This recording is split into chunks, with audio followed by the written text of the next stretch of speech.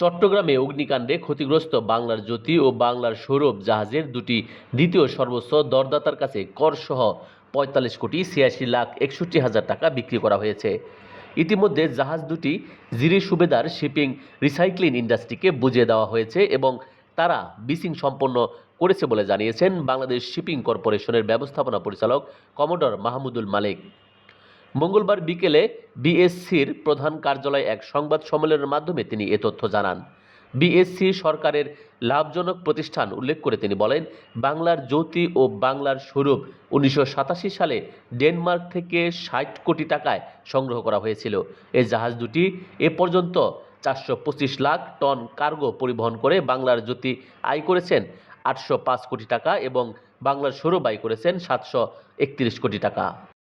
এই প্রথম বিএসসি নিজস্ব অর্থায়নে, সম্পূর্ণ নিজস্ব অর্থায়নে দুইটা বাল্ক ক্যারিয়ার কিনতে যাচ্ছে।